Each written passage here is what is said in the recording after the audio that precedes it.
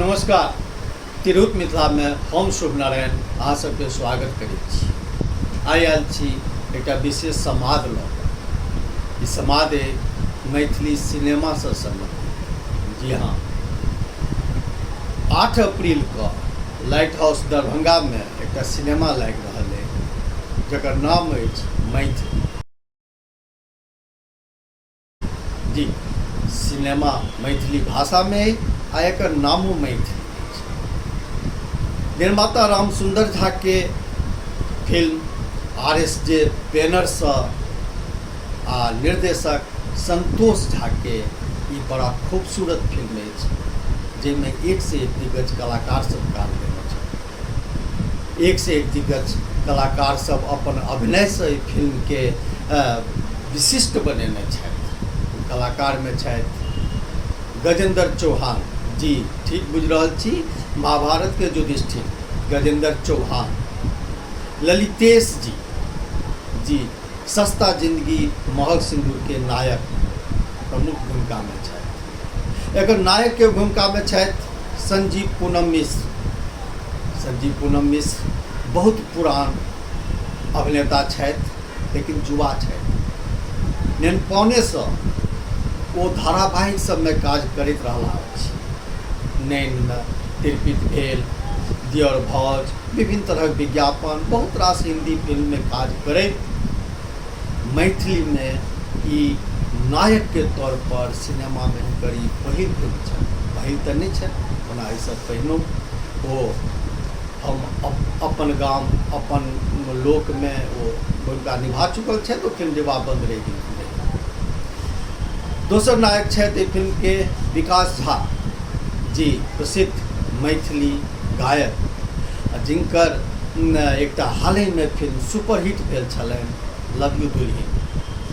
विकास झा, संजीव पूनम मिश्र, नायिका अंबिका, गजेंद्र चौहान, ललितेश, हिनकर सबसँ ई फिल्म भरल पूरल अभिनय से सजल अछि।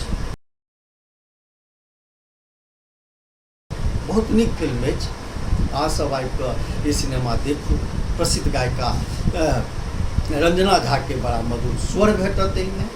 बहुत नीक नीक संगीत अछि। मिथिला के संस्कृति परंपरा के ई फिल्म एक तरह से अपन लीड करैया, ओकर प्रतिनिधित्व करैया, ओकर पहचान स्थापित करऽ के प्रयास करैया।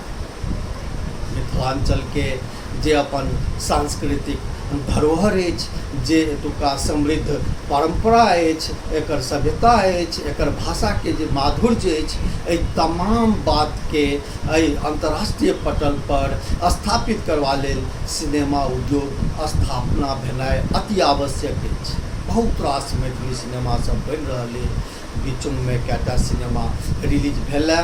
कोरोना महाकाल के बाद बहुत रास सिनेमा अहाँ सबके बीच अबैत रहत, लेकिन फिलहाल हम अहाँ से एतबे आग्रह करब जे मैथिली सिनेमा देखू।